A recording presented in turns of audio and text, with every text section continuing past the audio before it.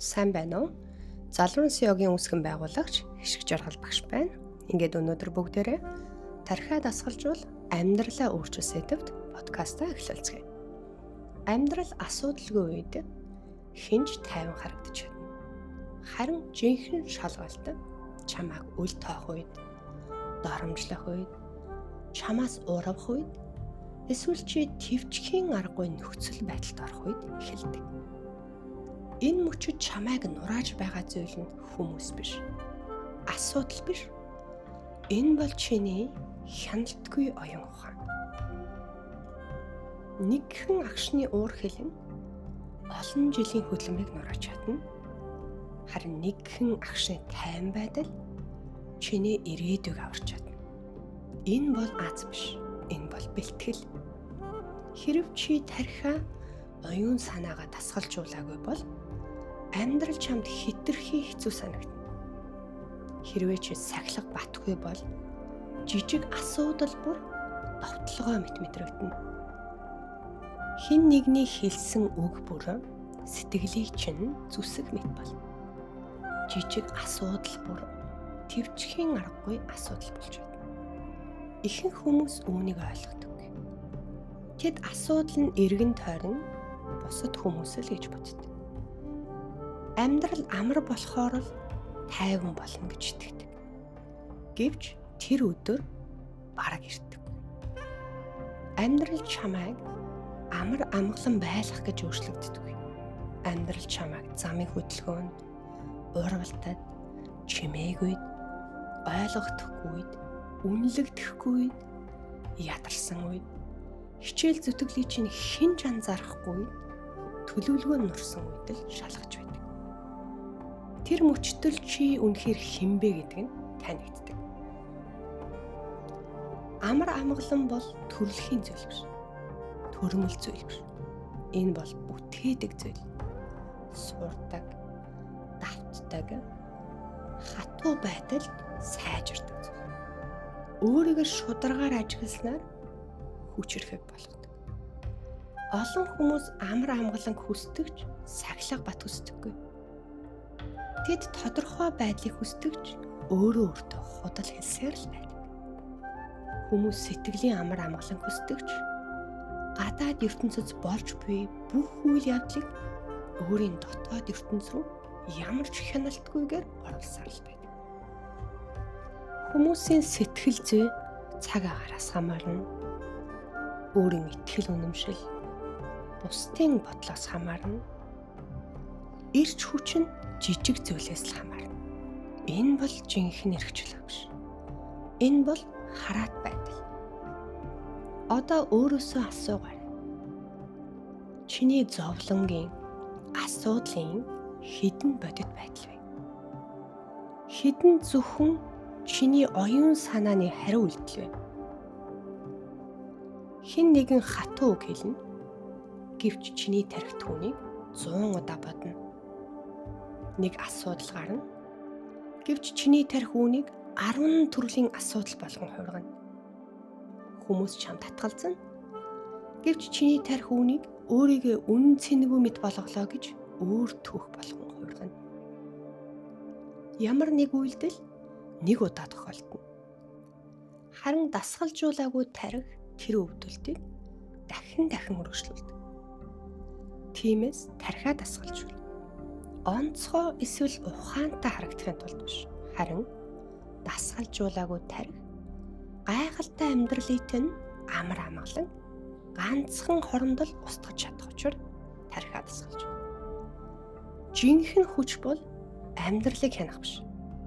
Амьдрал тохиолдож буй олон үйл явцыг дагаж хямрахгүйгээр өөрийгөө хянах чадвар юм. Ихэнх хүмүүс тайван байх нь сул дорой, итгэхгүй, өөрийгөө ялах чадваргүй гэж итгэдэг. Тайван хүн мэдрэмжгүй гэсэн үг биш. Жинхэнэ тайван байдал өөрийгөө хянах хүч. Энэ бол заавал чанга дуугаар орилж гаргадаг хүч биш. Тайван хүн бол ямар ч мэдрэмжгүй хүн биш. Харин ч гүн гүнзгий мэдрэмжтэй. Аливаа зүйлийг илүү сайн ойлгодог. Ухаалгаар хариу үйлдэл үзүүлдэг хүн юм. Хэрвээ чи бүх зүйлд хариу үзүүлдэг бол чи эрх чөлөөтэй биш. Чи бодолтоо оюун санаандаа удирдуулж байна. Жинхэнэ эрх чөлөө болсон зүйл ба чиний хариу үйдлийн хоорондоо жижиг зайд оршдог. Тэр зайд чиний нэр төр, ирээдүй, эрх чөлөө бий. Гэвч ихэнх хүмүүс тэр зайг хизээж хөгжүүлдэггүй.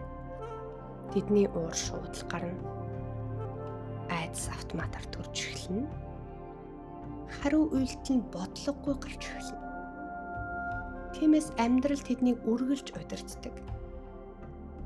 Хэрвээ чиний амар амгаланг жижиг зүйл эвдэж чаддаг бол чи амар амгаланг олоогүй гэсэн үг. Яг одоо би тархиа дасгалжуулж амьдралаа өөрчлөнө гэж комент бичээрэй.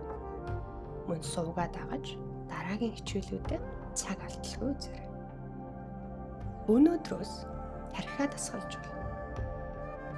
Зөвхөн амар амгалан үед биш, хэцүү үед ч амгалан байхаар тархиа дасгалжуул. Жинхэнэ тайван байдал 5 тухаас төрдөг. Асуудал донд төрж эхэлдэг. Шүүмжлэл ирэхэд тайван байж чадах уу? Төлөвлөгөө нурсан үед амьсгалаа барьж чадах уу? Таныг доромжилж байх үед хүндэтгэлтэй хандаж чадах уу? Тодорхойгүй үед тэнцвэрээ хадгалж чадах уу? Өөрөөсөө асуугаарай. Таны тарих оюун санаа бол болчих. Бие дасгалжуулдаг шиг л сорж дасгалжуулахгүй бол сул дорой хിവэр байсаар л байх болно. Жижиг сахилга бат том хүчийг бүтээдэг. Хүсээгүй үедээ өглөөс ирэх, чимээтэй орчинд ч чимээгүй сууж чадах, уурлаж орилмоор байсан ч дуугүй байж сурах, хүсээгүй хаymаар байсан ч ажлаа үргэлжлүүлэн хийх. Эдгээр нь бүгд таны дотоод хүчийг аажмаар бий болгох. Хүчтэй дасгалжуулагдсан оюун санаа өвдөлтийг арилгахгүйч харин өөрийгөө алдалгүйгээр, гээйлгүйгээр өвдөлтийг хөнгөн давах чадрыг тань нэмэгдүүлдэг. Чи бүх зүйлд хариулах шаардлагагүй. Бусдын хэлсэн бүх үг чиний анхааралд хүрэх ёсгүй. Бүх хүнтэй ойлголцох гэж хичээх хэрэггүй. Бүх асуудалд оролцох хэрэггүй. Анхаарал бол чиний амьдрал. Чи анхаарлаа хаашаа өгнө, тэнд чиний энерги үрснэ. Чи оюун санаагаа стресс, уур хилэн, айдас бухимдлаар тогтмол хооллоод л байвал таны дотоод ертөнд яг л тийм байх болно. Би энэ мэдрэмжийг мэдэрч байна. Гэхдээ би үүнийг хүн дээр бодож өөрийгөө зовоох ёсгүй гэж өөртөө сануулхад л тайван амгалан байдал төрж эхэлдэг. Амьсгал бол зангуу. Нэг гүнзгий амьсгал уурыг зогсооно. Хоёр дахь амьсгал айцэгт нь багасгана. Харин гурав дахь амьсгал таныг харамсахаас аварна. Чи өөртөө үнэнч байхад суралцаар. Өөртөө худлаа хэлсээр л байвал тайван амар амгалан байдал бий болдог. Чимээгүй тайван байх нь хоосон зүйл биш. Чимээгүй байдал чамд өөрийнхөө дотор юу болоод байгааг анзаарах боломжийг олгодог. Өөрчлөлт жижиг зүйлээс л эхэлдэг. Хариулахаасаа өмнө түр азнах, ууртаа үедээ хариулахгүй байх,